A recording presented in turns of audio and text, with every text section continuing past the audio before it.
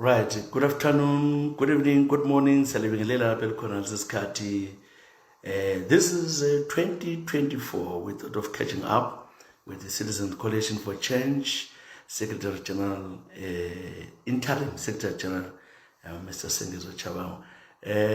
The man who was on top of everyone's mouth last year in 2023 after the elections is here today. What we want from him is to get an update of what is going on. Happy New Year, SG. Happy New Year, Chisa. I'm so grateful to be before you this afternoon. Thank you very much. How is it? How has been your festive season and all that? Were you busy? What were you doing? Well, it was a busy schedule. There was really work, litigation issues that were still pending till December, but I managed to take time off and I went home and with family just to refresh. But it was quite good. It was quite good to really touch base with the rural communities, your relatives, the people that saw you grow. It was very, very touching and very inspiring to be at home. Did you meet your fellow leaders? Did you meet the president or the leader of the Triple C, Nelson Chamisa? Did you have a chat? Maybe just let me know who you spoke to amongst the leadership. Well, I didn't speak to the president, but I spoke to the people around him. I had long conversations with even civic society leaders, church leaders, political leaders in different spheres of life. So yeah, but I won't mention names, but I had really a busy December. To me, it wasn't really a holiday. Perhaps I had about 2-3 days time off, but the rest of the greater part of the holiday, I was engaging with communities, engaging with leadership at various levels. Right. Talking about the year, the overview of what happened in 2023, what can you say about what happened in 2023? Well, 2023 was it's going to be a very memorable year because it marked the new lease of life of the Triple C, the new beginnings. It saw us taking a different leaf from the usual one. So there were so many things that happened during the 2023 year. We saw people being recalled, people who ceased to be members of the party. We saw enthusiasm, the support from different age groups who were rallying on our idea, and even to date, so it's continuing. So the support that we received from across the globe, it's amazing. There were problems within your party. There were so much fights. They were recalling. Some said they don't know you. Later on, say they know you. Is there any way there is unity now since you've been doing these recalls? Are you guys working together? I think it's work in progress, and nobody today can still get into a national stage, international stage, and repeat the same thing that they said before about me. So it has changed. People, they acknowledge me. People, they are now responding to my statements. So that's an acknowledgement. So if you see people around president, even the president himself responding to my messages to my interviews, that's a sign. That's an indication that I am relevant and I am known in the party. So yeah, it's going to be exciting here. 2024 moving forward. Talking of the party, you did these recalls, and mainly the reasons maybe you try to refresh and tell the people why you recall some of the people, just to remind them. Well, the basis of recall, if you cease to be the member of party, you join another political party, or you go against the ethos and values and principles of that political party that has really sponsored you to be in parliament or in council, and then that political party has got an obligation to withdraw your services, and you are there at the pleasure of that political party. So this is what has been happening in the last year. So those guys who have been recalled, and some of them went to appeal, the matters is still in courts. What happened to some of the people who were recalled? Yeah, the matters, the litigation issues, they are still ongoing, so I'll leave that to the legal department. I've got a legal team that is seized with those matters. I don't want to preempt and end up really commenting on issues that I'm not really well versed about. So I'm sure I'll leave that to the legal department, and they will, from time to time, advise the nation, advise the world on where we are and which cases are there and what are the likely outcomes of those pending cases. Last time when we spoke, you said you have been threatened by people. How are the threats now? Well, a threat is a threat. It doesn't matter whether the threats subsidize or the threat continue, So we take every threat as we take all the measures against whatever the threat, whatever the form of that threat may be. So yes, we're very conscious about security, about things, be it around me, political, social. So we're very, very conscious as we move. So we take those threats like serious threats, because any threat to threat of life, it is a serious threat. So we are concerned every day. Even on social media, the police are dealing with that. Yes, the police are seized with those matters. Before the end of the year, they called me, updating me on the progress they are making in that front. So I'm sure the spokesperson, the national spokesperson of the ZRP will issue a statement regarding those threats. I know people don't understand and they want to understand. So will these recalls continue? What will happen next? Do you foresee you recalling other people? Not necessarily, but I think circumstances determine the nature of recalls, and also I'm sure we are now focusing on rebuilding the party. We are focusing on picking up the pieces that are there and making sure that, for example, Parliament becomes viable. Parliament is one of the most important, essential space, democratic space that is there for us to fight, and that is there for us to keep on flagging out issues, national issues of interest, policies, acts that are poor. So we are going to make sure that the Parliament becomes viable again. We are going to make sure that the council local authorities, they rise up to the occasion. The service delivery issues are paramount. We have got issues around water, we have issues around road network, we have issues around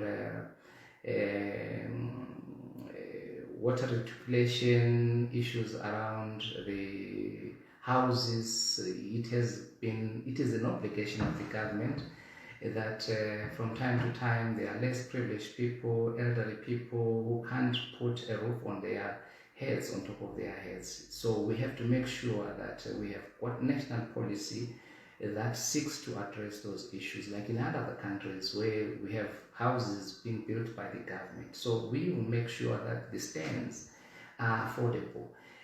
People have been on the waiting list for years.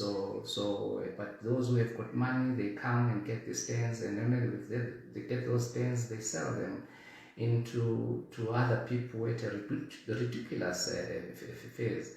So those things we are going to make sure that we work with all local authorities so that things like that don't really happen. The poorest people in our communities can afford a stand. A poor person, an unemployed person, a pensioner can still afford. Make these stands affordable. Land It's what our forefathers fought for. We have got the land, so it has to be accessible. This is what we will do in 2023, in 2024, 2025, unlocking that barriers around the land. Land, it must be used as a collateral for the people to use so that they can get the financial support from the banks. Looking at where things are in Zimbabwe, bread and butter issues, I think at the moment a lot of people are concerned by how they'll survive. The economic situation is very bad in the country, and we haven't heard anything from your party talking about how things are. You saw the budget by Mthuli Ncube and all other things. What do you say, people of Zimbabwe? The budget is biting. It's biting even everyone.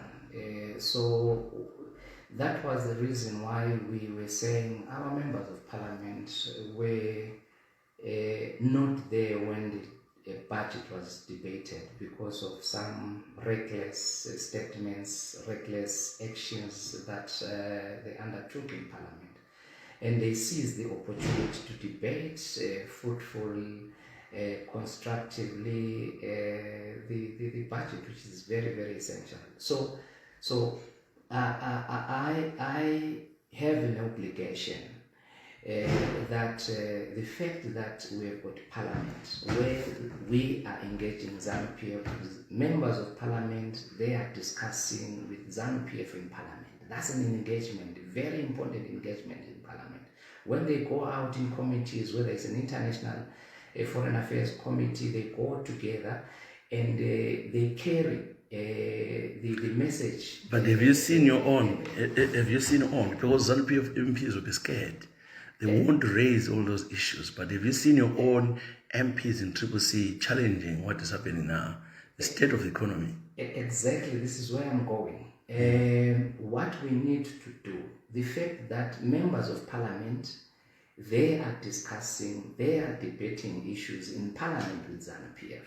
In local authorities, members of the council, CCC council members and the ZANU-PF council members, they are debating issues at local authorities. In their various local authorities, be it Bulawayo, be it Harare municipality, Victoria Falls, they are discussing.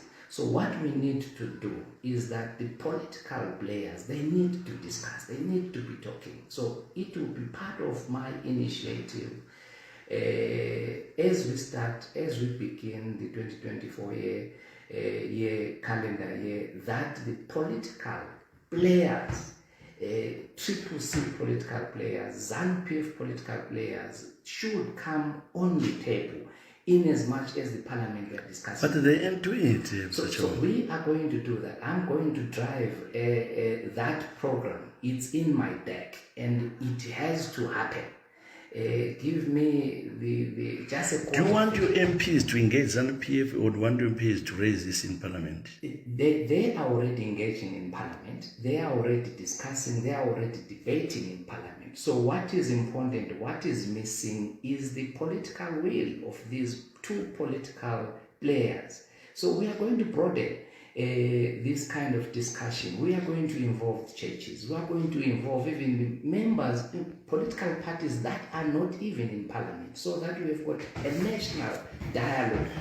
We talk about these issues, but the vehicle for us to deliver in terms of policies, we are going to use the CCC and ZANU-PF, which are already in parliament. But we'll have a broader discussion, churches, students, outside. But the people of Zimbabwe are suffering. What I'm trying to say to you, the people of Zimbabwe are suffering. The state of the economy, people cannot afford food. Some are having 1 meal per day. And if this is going to take time to discuss or to engage ZANU-PF MPs, what can be done to show this current government that the people of Zimbabwe are really suffering? Looking at the way things are because of budget, of which I'm happy you've condemned it. Why are they not listening to the people? Look at the toll gates, the drivers, the roads are bad, but people are paying so much money. What are you doing exactly as a party to try? Because we are the majority. You actually will put one opposition party in parliament. So if you are the opposition, are you making these guys accountable for what is happening to the masses? Absolutely, absolutely. The current government has to account, and the fact that we are already in Parliament, we need to account. Because the fact that we're in Parliament, we are now already pronouncing these policies. We are already crafting these policies together with ZANU-PF. So what I'm saying, Tshisa, is that as long as we're going to bicker around the issues, it's going to be another wasted year. We need to bring President Emerson Mnangagwa to the negotiating table and his ZANU-PF as a party. As a party. These things, they can't do them themselves on their own. It's going to be a wasted 5 years. We have got brains in our deck. We have got people of Zimbabwe outside Parliament who are brainy. We have got professors outside Parliament. We have got doctors outside Parliament. We need to bring these people so that they can help. Have a think tank so that we bring all Zimbabweans in diaspora so that their voices are heard. Their voices matter in the national affairs. So national dialogue is the panacea. National dialogue is the solution. But how do you force President Mnangagwa to come to the negotiating table? He's got the majority. He won the election. The results declared. He won election. So how do you bring somebody who is in charge to say, come to the negotiating table? Is he not the one supposed to invite you? Look, President Mnangagwa, the elections are gone. He has won the election, whether by backdoor, by crook, or whichever means. The result that was pronounced President Mnangagwa of ZANU-PF as a winner. So we have got to acknowledge that result so that we engage him, so that we can start building the nation. Look, you go to other countries. This is not a nation; it's a divided nation. There is no cohesion because people talk about legitimacy, people talk about their marginalization, people talk about their tribes. We need to discuss these things frankly in a national dialogue platform without fear or favor. That yes, there are provinces that are being marginalized since 1980. Why has been these provinces marginalized? We need to talk about the national policies that are poor. The majority of people of Zimbabwe, they are in the formal sector. 90%, 80% of the people are in the informal sector. Is it a good thing? It is not a good thing. It is not a good thing. So we need to formalize the economy. You look at in Bulawayo was the hub of industry years back. But now if you go to the industrial side, you'll see churches there. That's a sign that this country, in terms of economic path, is going down. It's not going to recover because churches, should not be converted to be the industrial hub. They can't occupy the industries. We need to revive Cisco Steel. We need to revive Dunlop. There's no Dunlop anymore. What happened? Don't we have the resources? So all these things, the policies are there. They are gathering dust. It's a question of us reactivating them. They are there. Even in the inclusive government, we had Gordon Moyo in the industry and commerce. So in other words, what you want is a government of national unity. You want a coalition government. It doesn't matter how we're going to call it. You mentioned Gordon Moyo. Gordon Moyo, he was there, but in the inclusive government. Exactly. So what I'm saying, are you advocating for a unity government? He is a critical player. No, I do understand, but I'm saying to you, ZANU-PF is in charge now. You actually confirmed that. ZANU-PF is ruling. Before that, they didn't have the majority. That's why you had an inclusive government. You mentioned the Honorable Gordon Moyo, he was very excellent. So how do such people, when they're not in charge, get into the government? Because one thing, ZANU-PF will tell you that we're doing the right thing. We don't need anybody else. No. ZANU-PF, they are at their weakest. in terms of economy. If you look at the economy, they are weakest. Because it is a party which has got structures, it is a party which believes in its own ideology. This is why it is going to attract their ideology won't allow you. It's very clear. So what we want is, we say, ZANU-PF, we respect that you have won. Whether you stole the election, it doesn't matter. But you are there in charge of this country. So give us an ear. We can help you. And I don't think... I do understand. We elections were 23 August. Now we are in January. What I'm saying is, will they take anything coming from the opposition? I understand what you are trying to say. But what I'm saying, I haven't seen anybody from your party trying to challenge ZANU-PF to be accountable for what is happening. Now, I'm talking to USG. People are suffering. The economy is bad. Schools opening. People don't have money to pay for school fees. They were told that they'll go in for free. But schools, headmasters are resisting. People say they want school fees. People can't afford food. Some have 1 meal a day. Everything, you name it, like I told you about, the transport, the toll gates, $4, double, all that. We're still in the budget of Mtuli. But I haven't seen initiative to try and engage them or to try and force them to bring all those things down. You are speaking to the converted. The President Chamisa, in his last address, he spoke about national dialogue. So we are speaking the same language. And President Chamisa was reading my script because I started that initiative that we need national dialogue. And then President Chamisa read from my script, and we are in agreement that we need national dialogue. There is nothing, because we can't remove ZANU-PF. There is no election anywhere near until 5 years. Until 5 years. So it is an animal which is there, which we have to deal with. And we have got to accept that ZANU-PF is there with its omissions. They are there. They are in charge. But we need to help them so that the issues that we're actually raising, we respond to the plight, we respond to the challenges that all our committees are facing right across. Nobody in this country will say, even the business community, it's not kicking. Everything, there's a paralysis. So when will this dialogue be held? Have you got any responses from the current government that let's talk? Well, look, I am there. I have told people that President Chamisa is the head of CCC.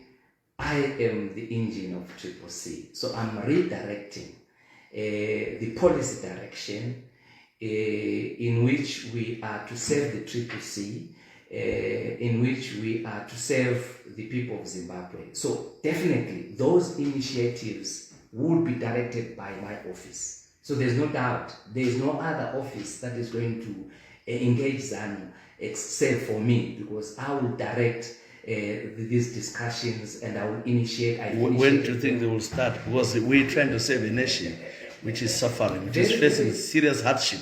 Very, very, very soon. And part of my discussion during the holidays, I was engaging the civil society. I was engaging the churches. And this is the sentiment that I got from the various churches that I met in Bulawayo, civil society leaders that I met in Bulawayo, that that's the only way to go. We need a national dialogue. So it has to start from somewhere. And just watch the space. You will see these two big elephants on the table.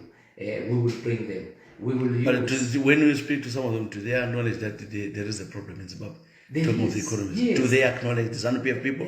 They do. ZANU-PF do acknowledge that there is a challenge in terms of... Because look, as long as we have this mentality that we are not going to build a nation. We can't say we want to be an alternative government. If we want to be an alternative government, we need to destroy the roads, we need to destroy the clinics, we need to destroy the hospital, we need to destroy the infrastructure. By the time you take over, you start to rebuild again. So it doesn't work that way. We are in opposition. We need to be overseer of the current government. And once we are already in Parliament, we have got to make sure that our voice in Parliament is heard. And this is what we're going to do. So we can't destroy everything so that people of Zimbabwe are going to vote us into power, then we start rebuilding again. So what we need to do is that we engage. President Tsvangirai, may his soul rest in peace, he said he was going to bring Robert Mugabe screaming or kicking to the negotiating table. And this is what we're going to do. We are going to bring President Mnangagwa screaming or kicking to the negotiating table. There's no doubt about that. We are going to force him to the negotiating table. The economy is going to force him to the negotiating table. My issue with your party, Triple C, that you send mixed messages to the population or to Zimbabweans. At one time, you say you don't recognize him as a legitimate leader. Secondly, you're saying we need a dialogue. Thirdly, you recall people say, no, we don't recognize you, Tshabangu. Fourthly, they come back to you, you sign for them to go back. Fifthly, when they go to Parliament, they say, no, they're not going to recognize Mnangagwa as the president. When they hear that they go and attend the swearing-in ceremony of the official opening of the Parliament. You are sending mixed messages to people. You don't know where you are divided. Sometimes you give them this, sometimes you don't. Now I hear you are saying President Chamisa and yourself, you want a national dialogue. But you said you're not going to engage this current government because they stole elections. Why are you sending mixed messages to Zimbabweans? That was necessitated by the fact that we didn't have a collective leadership in the Triple C. There was that vacuum which we have occupied, and I'm sure we are going to have a consistency moving forward. These are the challenges of not having the structures. These are the challenges of not having a constitution. These are the challenges of not having a collective leadership. This is why you will have one person issuing a statement and then the other person issuing a different statement coming from the same institution, distorted statement for that matter. So we are rectifying that, and I'm sure as we move forward you realize that there will be changes, and certainly there will be changes. You have never had anybody in the Triple C challenging my statements of lately, because they have realized and they have accepted my role and my pronouncements. They resonate with what they stand up for. So even President Chamisa has responded politely to the issues that I have raised. He has not really responded to the entire, but he has just picked the issues that of his interest. So certainly yes, we are going to. It's not going to be easy. It hasn't been an easy journey, but I'm glad that this should be the year where we are going to do even much better than as opposed to 2023. Zimbabweans, as I said before, they want better life. They want to survive. They want jobs, they want employment, they want to earn a living, they want housing. But your party is bickering and spending more time in courts than making this current government accountable for whatever its failures. So now these matters in court, will they ever finish? They will. You see, one thing that I'm proud to say and is that we have rescued the party from criminals. The criminals had captured the party. The criminals had captured the president. So I think the president, wherever he is, he can sleep now. A peaceful night, because these criminals had already captured him. So it's not an easy thing when you are dealing with an institution which was already captured. So it's going to take a little while for us to find our footing. But I'm glad that we are now in charge of the CCC. The CCC, we are taking it back to the citizens. It is a citizens movement, but citizen movements were no longer in control of the CCC. It was the criminals who were actually running. So actually the court recognized you as the interim secretary? Absolutely. The High Court? Absolutely. You will see what is going to happen in the next 2 or 3 months to come. I've indicated that there is a political finance funds that are going to come through anytime soon. The Parliament of Zimbabwe has to do the right thing. The Minister of Justice has to do the right thing and channel the resources to the right person. And the right person, it is the Secretary General of the Citizens Coalition of Change. Very soon, you will see the deployments. We record members of Parliament in Senate, PR. Very soon, there was a reason for exactly. What was the reason mainly? We have replaced them, and you will see this replacement being sown in the next 2 or less months to come. That is going to change the direction of Parliament in moving forward, because these are the people who are going to be the face of the future, because they are the bona fide members who were supposed to be there. So I'll be in Parliament giving directions. Okay, so you were nominated as a Senate? Yes, I'm going there. So things are going to be, they are going to change. Let me tell you what is going to happen. Part of my vision, during my term, the Zambezi water project, it has to be finalized. It is my priority that the people of Bulawayo will have water. But you're in the opposition. There's no way you can afford to bring water. Look, we are part of the government. When we are in Parliament, we are part of the government. We will hold Professor Mtuli to account. Professor Mtuli is a son of Bulawayo, is a son of Matebeleland. I would love to interview him as well if you can help with that. Exactly. So things are going to change. Look at the roads, the state of roads, road network in the country. Victoria Falls Bulawayo Road is a death trap. Bulawayo, Harare, they are potholes. I don't talk about these other offshoots. And the toll gates have doubled up. Exactly. So we will make sure it's not going to be business as usual. Our opposition politics are going to be changed. We are not going to go there in Parliament to throw stones, but we are going to go there and throw ideas. Ideas that we want an idea that is clear to carry the day. It's not going to be a question of who raises the issue, who raises the idea, because we are all Zimbabweans. We are going to push issues. But Mr. Tshabangu, you've realized and you've seen it, Zimbabwean politics is two partisan. No one wants to challenge the leader. Even the people are saying you can work with in Zambia, they'll be scared to come up and say, we are together with the CCC on this, Mr. Speaker said. This is done through the leadership.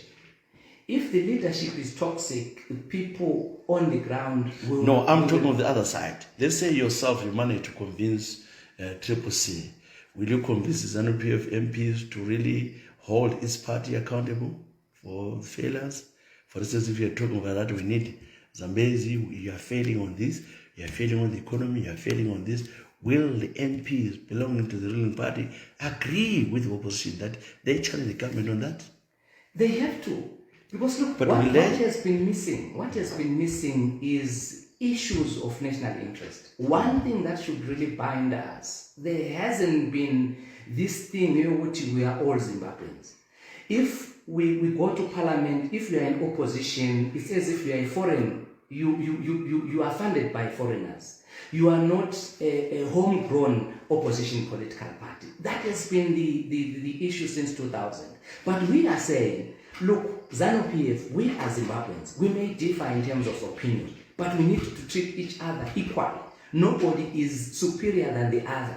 Nobody is more Zimbabwean than the other. So these are the issues. We need to start discussing these issues with leadership of ZANU-PF. And we drink tea together. There is no harm to do that. That's how we can build the nationalism, which has been the missing link. Nations are built through nationalism. There is no nation which is going to be built by issues where one party says you are a foreigner, you are funded by a foreigner, you are an offshoot of a foreigner, you are not a homegrown opposition political party, and then you think you are going to get a development from that kind of a setup. So no, our politics are going to change. If I'm in parliament, I should be treated equally as Zimbabwe. But you are saying you are saying you should be, but it's not happening. How do you force that? It's not a forced matter. The way you conduct yourself, the way you relate yourself, is what is going to earn you respect. But if we are going to throw stones, ZANU-PF is going to react.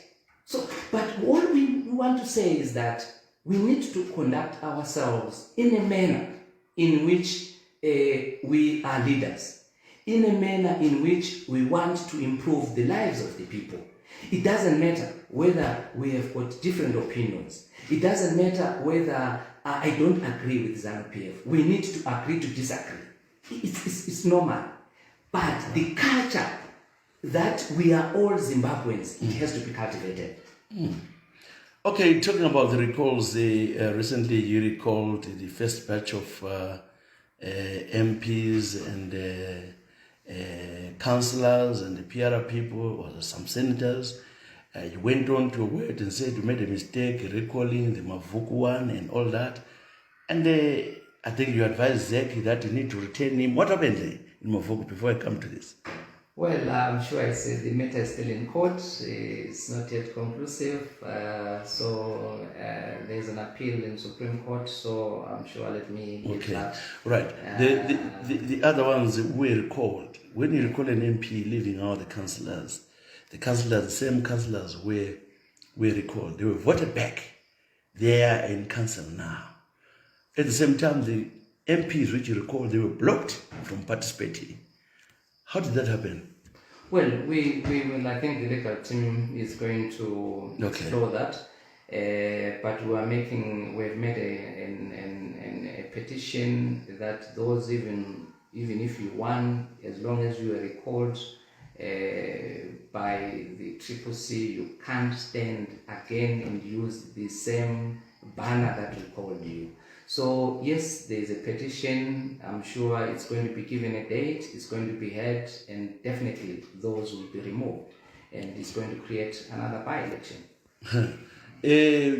One of your interviews, you said Gift Ostalos is one of young men, people thought he's a vibrant young leader who was recalled. He said to deploy him to the youth. Well, these are the things. We can't operate without a youth movement. Okay. So there is no structure of the youth movement. Okay. You go to the ANC, you go to the AFF in South Africa, you go to Zambia, there is youth movement. Even when we formed MDC, President Chamisa was the leader of the youth movement. He rose to where he is because he was seen. He was in charge of the youth movement, and I was in that cluster of leadership where President Chamisa was the chairperson of the youth movement. There is a women's league, women's assembly. They are not there. So you can't really, who represents the interest of the youth, who is going to represent the interest of the youth, who is going to represent the interest of the women in an institution. So this is why I'm saying we are indebted, and we are going to make sure that this party goes back to its founding values and principles. This party goes back to have a constitution. This party goes to Congress elect leadership, this party Okay. goes to... I'm gonna ask you about the Congress and all that. I'm coming to that, but I wanted to get it. Was the Ostalos recalled because he's young, he needs to go to the youth league, or because he's not?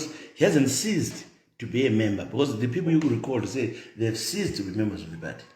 Well, the matter is before the court. I think the Ostalos, the Chibayas, they took their matter to court. So it's still before the High Court of Zimbabwe. So I'm unable You signed for quite a number of people to, some of them which we recalled, you have signed for them to come and participate in the by-elections. For instance, Amos Chibaya, you signed for him to come back.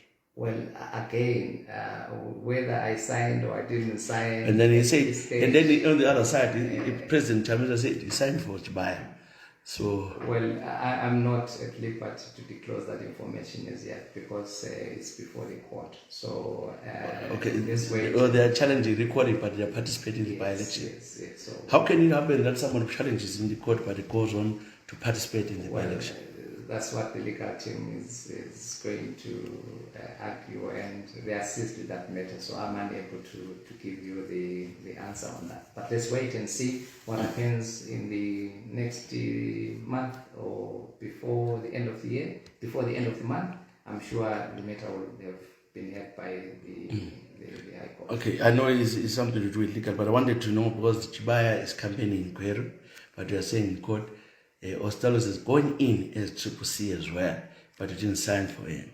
But what I can safely say without mentioning names is that the people that are going to remain on the Triple C ticket, and the candidates that are going to remain on the ballot are those that I signed for. So if there is anybody whom I didn't sign for, why should they waste their time campaigning and their resources? Because it's clear that if you know that I did not sign, the Secretary General of the movement didn't sign for you, why should you waste your time? Why do you donate your 1,000 to ZAC? You have got a lot of money. You should have really donated that money to the social clubs. You should have donated that money to the clinics, to the hospitals, than donating to ZAC. Which you claim that ZEC is also illegitimate. So only candidates that are going to take part in this by-election are candidates that were signed by me, candidates that are going to represent the Triple C moving forward. Yeah, why we are saying that the Triple C is because the Triple C is the only part which is in the ballot now. So, and at the moment, the interim secretary is one signing, nobody else. So anyone who goes in by Triple C, why is ZEC accepting signatures which are not there? And there's people who go on as Triple C as well. Why are they accepting a signature from Tshabangu, a signature from somebody else? Well, that is an administrative, they've got an administrative authority. Why they are not using that administrative authority is neither here or there, but I think they've got an obligation to receive whoever may purport to be whosoever, and then they receive. And then if there is a contestation, and those parties should take that matter to the relevant courts, and I'm sure this is what has happened. We saw some social media list of your so-called National Standing Committee. Do you have that? No, not at all. It was a fake one. No, it was a fake. Anybody wants to associate with the moving, with the live machine. So anybody would want to dive and dive, would want to throw themselves even when the train is moving, so that at least they touch it. Whether that is harmful or it's not, doesn't matter. So everybody wants to associate themselves with the growing brand, which is the Triple C, which is being spearheaded by the Secretary General. according to the list at ZEC, now you have a list of senators which was submitted by other people, and also the list of senators, I'm talking of Dubulawa, submitted by others. So which one will be the best? Well, anybody can submit a list, but the ZEC, the authorities know who has the authority. They have not recalled anybody. These people who have submitted the list, whether they have submitted to ZEC, whether they are criminals around the president who have submitted the list, did they recall anybody? No, not at all. So the authority is the one who has created that vacuum, who has created that space, is the one who is supposed to replace, not anybody else. The law is very, very, very clear. So I don't know, people, they want just to buy time, they just want to confuse the electoral body, but I think they are clear. Their mandate is very, very clear, and they have never shown us that there is a confusion. So if there is a confusion, the matter is going to be resolved by the court. Yeah, let's look at this past weekend. I saw you addressing over 400 people, 500 people. I saw you campaigning. Those people belong to Triple C. Who are you campaigning for? So in Pelandaba, this by-election. Well, both there is Ostalos and the other one. So amongst the two, obviously you're campaigning for the other one. People out there, the support that we have, it's overwhelming. People across the country, across the globe, the support that we have received is overwhelming. That is a testimony that we are there.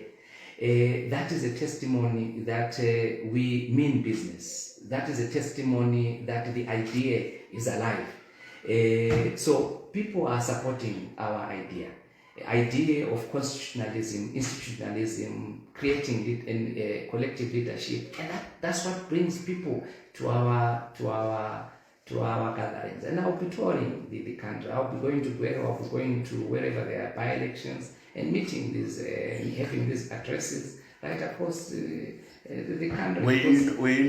Yesterday, weekend, you're not worried what will people say coming away. A lot of people expecting that these people who will say no, do not be addressed by you. And but shockingly, everyone cheered you like, what happened? Where these people come from? Where the Joshua movement. Nobody can resist the Joshua movement. Nobody can resist the fresh ideas that we're bringing to the table. Look at the message that I brought over the weekend. The message resonates with the people, and this is what I'm going to be carrying across the country. Messages that are localized. Because I will be talking about the local politics. So then we will have the national politics later. But my message is localized. So message, you want people Masvingo to be Masvingo people. Exactly. Manikaland, Exactly. Everywhere. Guero people should be Guero. Yes. When I'm going to go to Guero, I'm going to speak the language. I'm going to speak to their challenges, problems that they are facing. And they want Guero people to lead themselves. Yes, to lead themselves. And then we as a nation, we embrace, then we come together. And we know that every society, every community, every tribe is represented at national level. Are you still in a good chance? Are you not going to donate to this city, Pelandaba, Chawalala to ZANU-PF? Not at all. Look, well, you lost in these other by-elections. You lost how many seats? We never lost those seats. We scored our own goals. If you calculate, you add the numbers of the spoiled papers plus our votes, they supersede. So how many were there, by the way? 4? Was it 5? There were 4. So you got how many there? 2? We got 2 under difficult circumstances because there was an internal warfare. There were people who wanted us to lose. They wanted ZANU-PF to win all seats so that they discredit our idea. How do you have 500 or so spoiled papers. So the message, they were directed by the criminals around the president that go there and spoil the papers. So that Tshabangu and his idea dies a natural death. But people, by election, it's always difficult. But they come, they rose against all odds. We managed to beg 2 seats under difficult circumstances. So we're not going to lose Pelanda Bachavalala. We've put our foot there.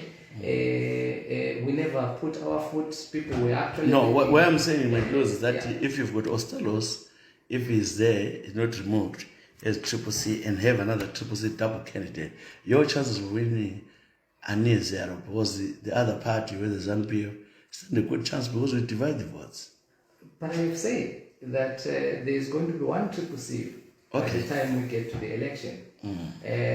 How we're going to get to that, but what I know is that there will be one Triple C when we get to the election. All what I can say, the person, there is not going to be a Triple C candidate whom I didn't sign for. All those who are not signed by you, definitely are wasting their time and resources. They're wasting their time. If Ostalos was signed by me, then he would go there and campaign, and he's going to win. But if he knows that the signatures, the counter signature was not from the Secretary General, then I think exactly surely should deal with this well in advance and letting people spend the resources, spend money. They have the administrative authority. That's in the ineptitude of ZEC. That is the inefficiency of ZEC. Because ZEC has got the mandate. Giving people false hopes? Yes, they are giving the people false hopes. They can disqualify candidates. It is within their mandate because they know who is the authority. They should not pretend as if they don't know. But they are double so. So I'm sure we will deal with the I'm sure your party is spending so much money in courts instead of spending so much money in trying to better the life of Zimbabweans. Because your party is always in court, fighting, and we have got a party which is now relaxed because it's got no opposition challenging.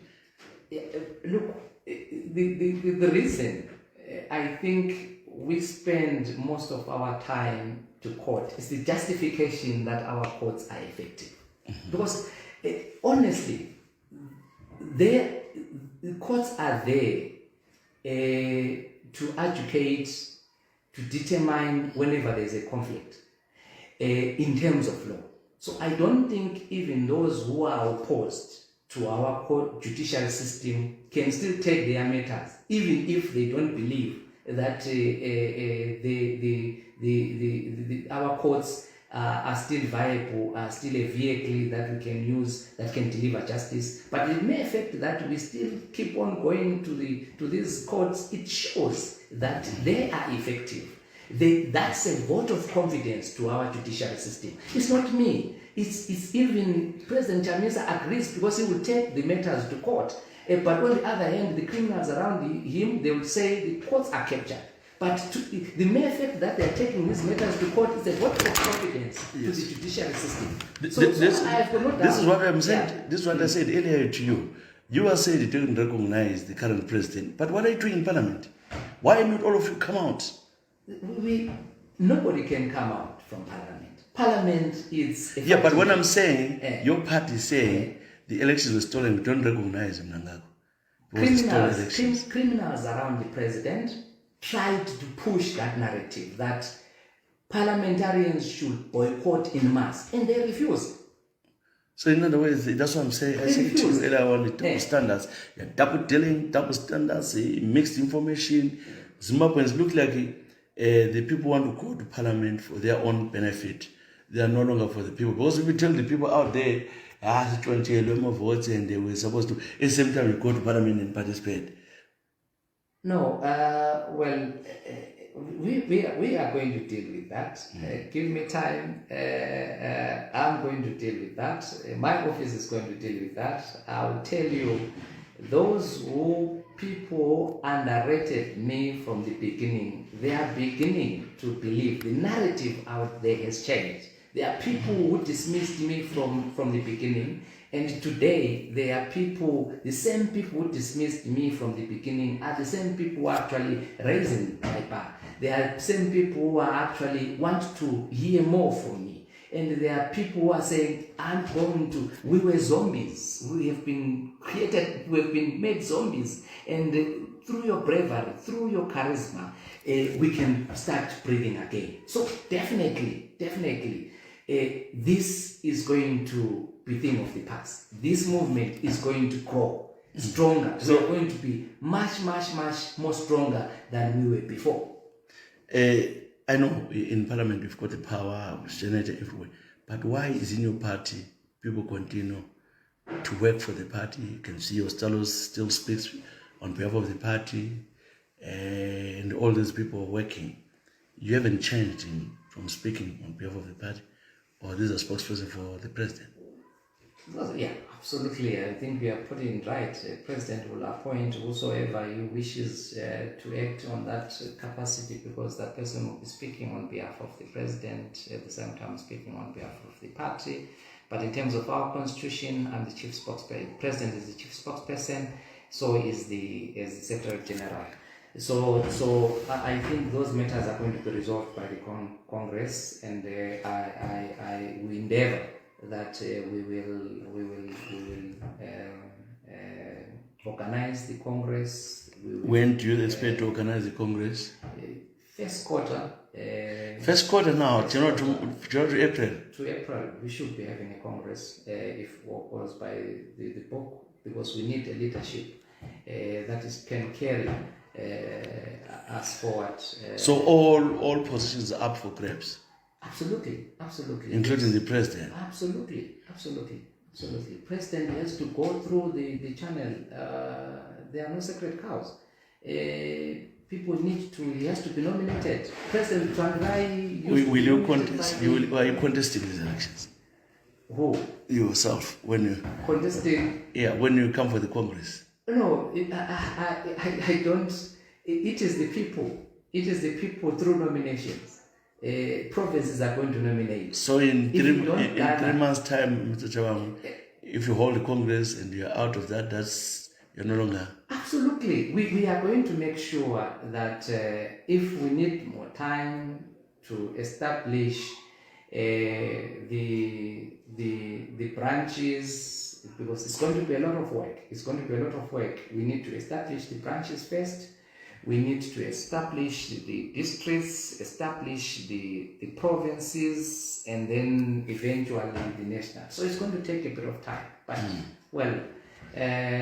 maybe that's I'm over exaggerating the time frame. But I think it's going to be determined by what we will be pushing on the national dialogue, because it is critical that when we go and have the national dialogue, we have got these office bearers who have got the mandate from no matter how long do you hold your Congress? Or you said you've never had a Congress, by the way.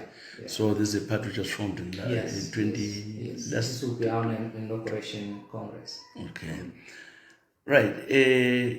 We heard you very well, Mr. Tshabangu. So we will look at the money for the Congress. Does the party have money? We will use the money from the political finance. We will also use, I must extend my gratitude to the diaspora community, local people, local business people who have been standing, and they are still standing, who have been really giving us the resources, supporting our cause. We are standing today because of them.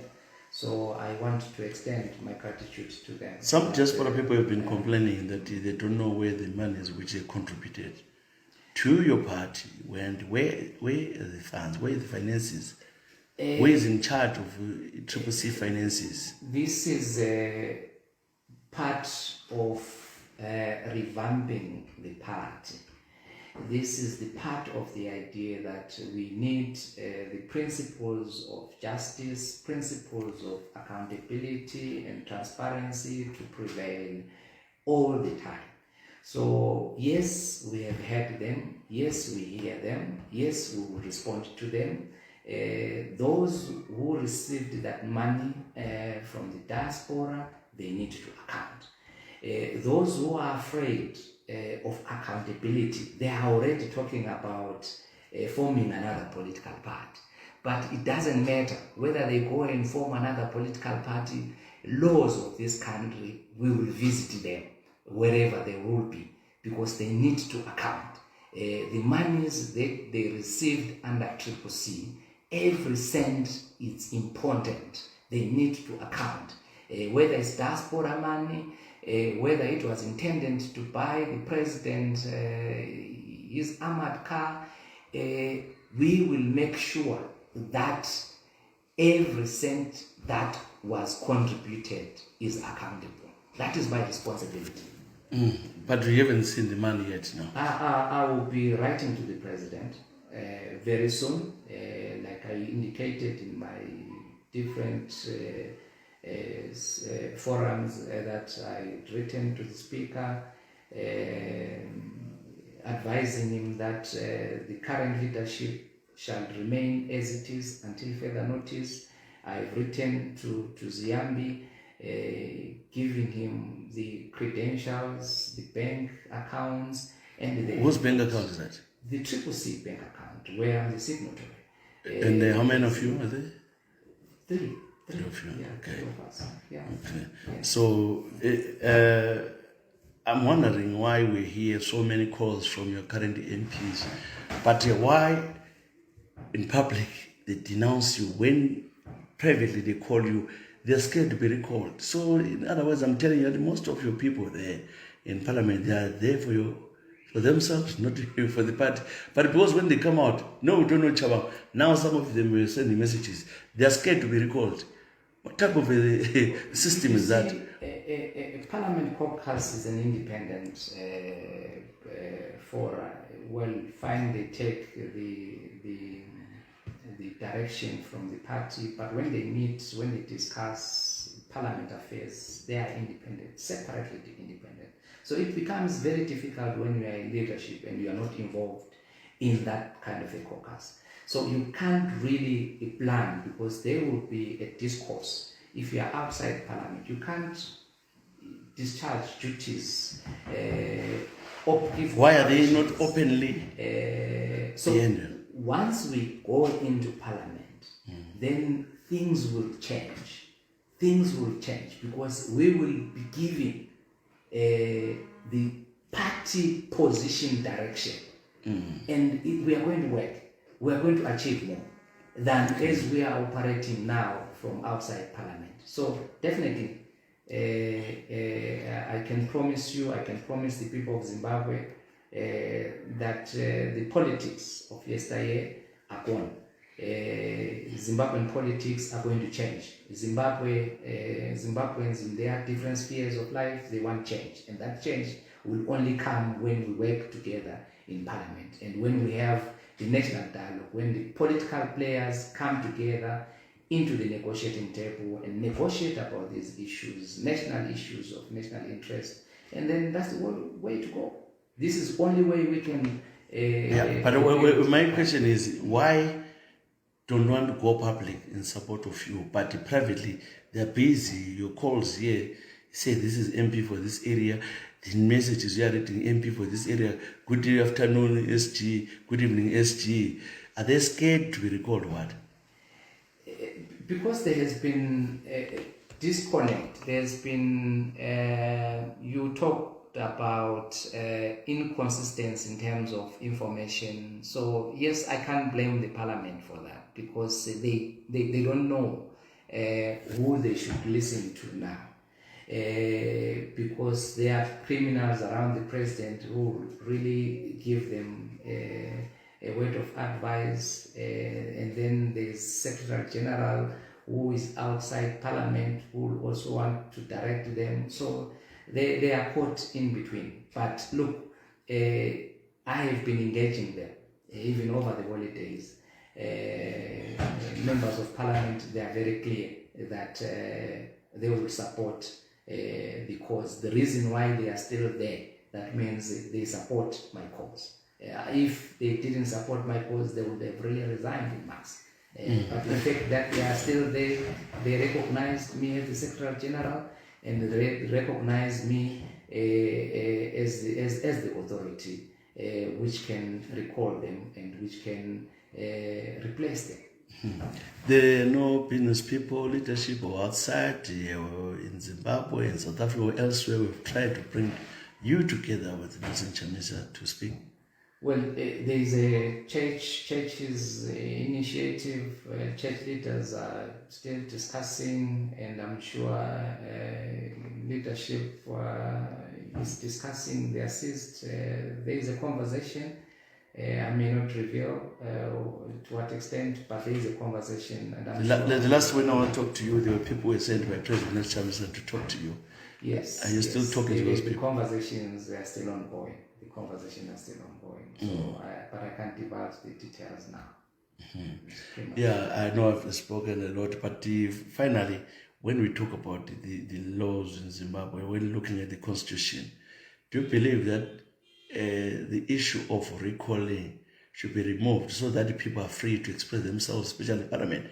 Why I'm saying so is that the ZANU-PF people in Parliament, they're not saying anything, even they see something wrong because they're scared to be recalled. Triple C people, they don't want to go against it later because they're scared to be recalled. Do you believe that it should be like other countries where somebody's given a free mandate to represent the people who voted for them to speak on their behalf than to be scared of their leaders? But if you go to South Africa, the laws in South Africa, they can still recall a party that... yeah, but for a serious thing. So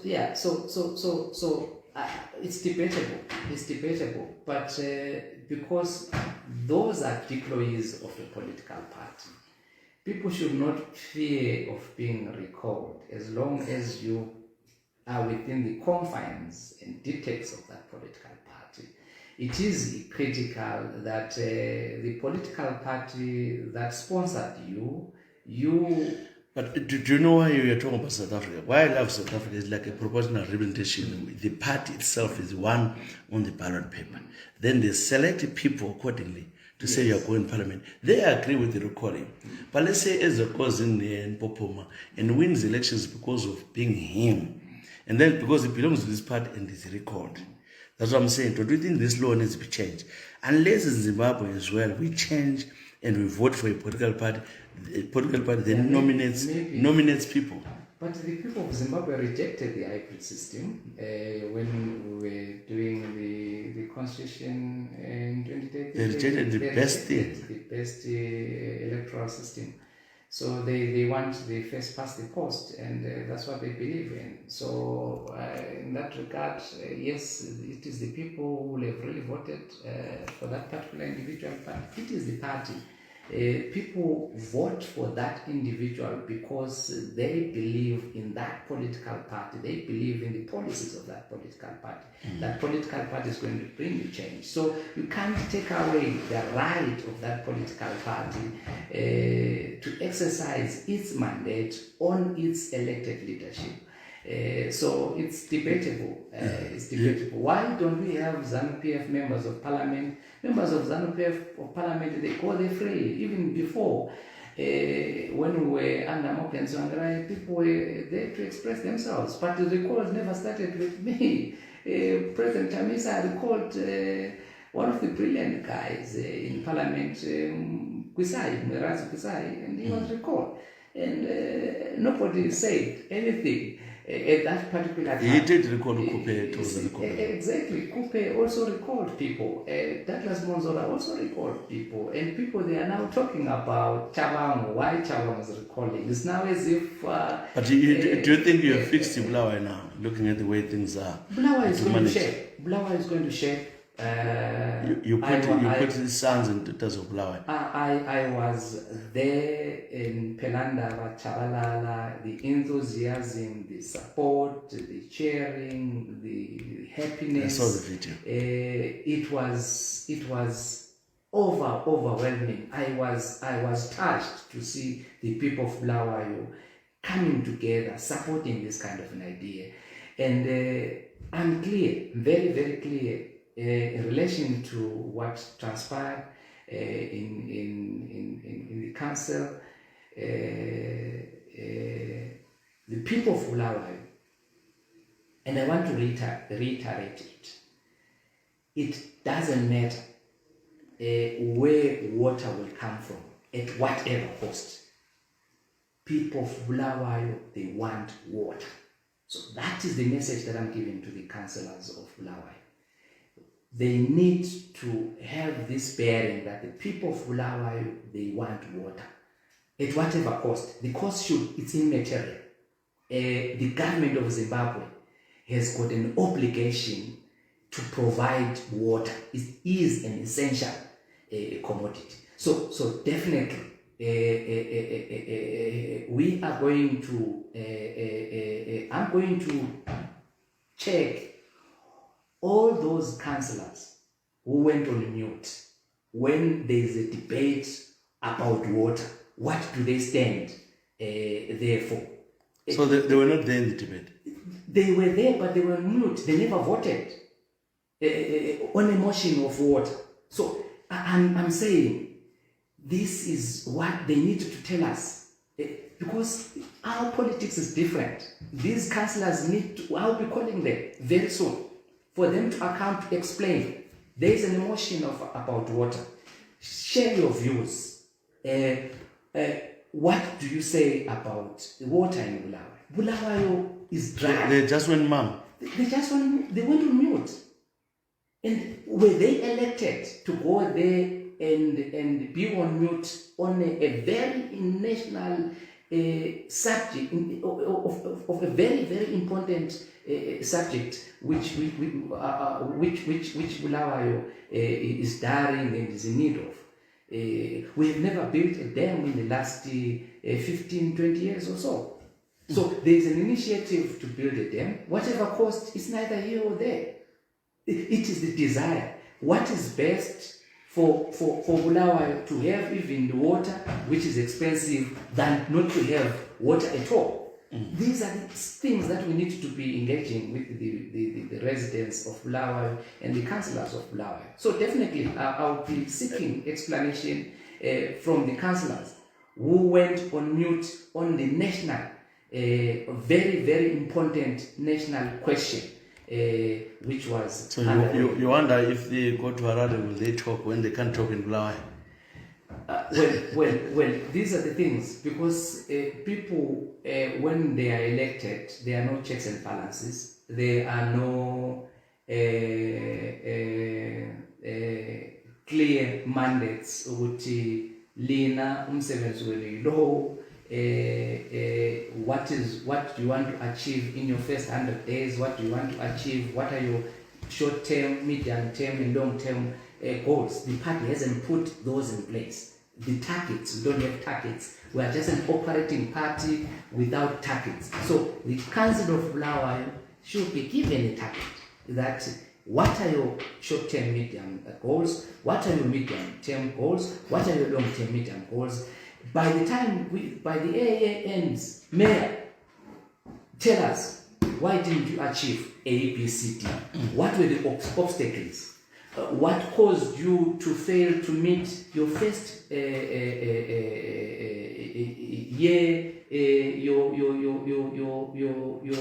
your medium-term goals? Why did you achieve them in the last quarter of the year? What were the barriers? So the mayor and his leadership, they must account. So we are going to take this thing across, right, length and breadth of Zimbabwe, and even in Parliament. Our Parliament should have a mandate that what do you want to achieve?